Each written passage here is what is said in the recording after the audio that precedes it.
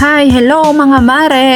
Sa mga mare ko, ngayon kasi holiday season, so very busy tayo mga mare. Kanya-kanya tayong mga pinupuntahan, like kagaya nito. So for today's video mga mare, iba-vlog ko yung aming outing. Every year kasi dito mga mare sa detachment ko sa HSBC ay may ano kami mga security, team building kumbaga. So, yung team building namin, inaano namin tuwing December as a Christmas party or a year-end party. Kailangan natin yan mga mare kasi sa sobrang ano natin sa trabaho. So, kailangan din natin ng reward para sa mga katulad nating mga magigiting na security guard. So, ayan ang pinaka parang reward ng namin sa amin. May mga outing kami tuwing December. So, last year mga mare, dyan din kami sa Subic, Zambales.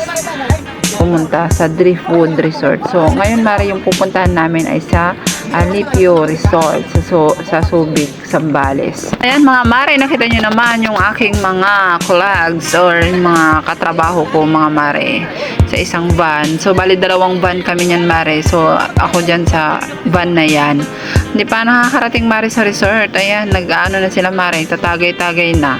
Hanggang sinusulit nila mare yung outing na yan. So, makapag-relax sa mga sarili na makapagsaya yung mga ganyan. So, bali yung outing namin mga mare is pwedeng magdala ng family. So, hanggat 2 person lang or ano kasi yung limited lang yung van namin ngayon. Hindi katulad last year na 4 yung van namin. So, ngayon kasi year na to mga mare is hinati kami sa dalawang grupo. So, yung first batch niyan mare, 2 van din pero sa Lubu, Batangas sila last week. So, kami niyan is 2 van din sa Zambales naman yung napili naming resort. Parang saya mga mare, mag-i-enjoy ka talaga kasi hindi lang kayo magkakatrabaho, magkakasama. Kasama din yung member ng family nyo kung sino yung gusto nyong isama. So, bali ako mare, 2 anak ko yung sinama ko. So, ayan, lahat mare kuha talaga ng picture. Kada ano, pitik. Kasi nandyan si mare ko Ruby. Siya yung taga-picture. Hindi ako gaano nakapicture dyan mga mare kasi gawa ng busy. Siyempre, maraming gawa. So, ayan, mga ibang picture dyan. Hiningi ko kay kumare ko Ruby. Dating namin dyan mga mare, kanya-kanya kaming gawa para sa mga paghahanda sa aming mga lulutuin. So yung iba kasi mare, niluto na sa detachment namin. Kasi almusal namin pagdating. So yung mga iba dyan, hindi pa naluto. Kaya dyan, nag-ihaw kami, gawa ng mga, nag-slice-slice ng kung ano-ano, yung mga pangdinakdakan, mga ganun mga mare, pang bulalo.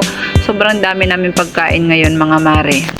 Maganda yung samahan namin mga mare. Walang basta magi-enjoy ka kasi gusto mo yung mga kasamahan natin diyan as a family na rin yung turingan. Nakakabanding din namin yung mga asawa ng mga katrabaho namin. Yun, sobrang mga mababait din yung mga kumare ko na mga yun. So, nung dati kasi bago pa ako dito, parang naiilang pa ako kasi syempre hindi ko pa sila nakakabanding. So, ngayon every year may outing, nakakasama ko na sila, mga asawa ng mga katrabaho ko. Nagiging magkukumare na rin kami ngayon.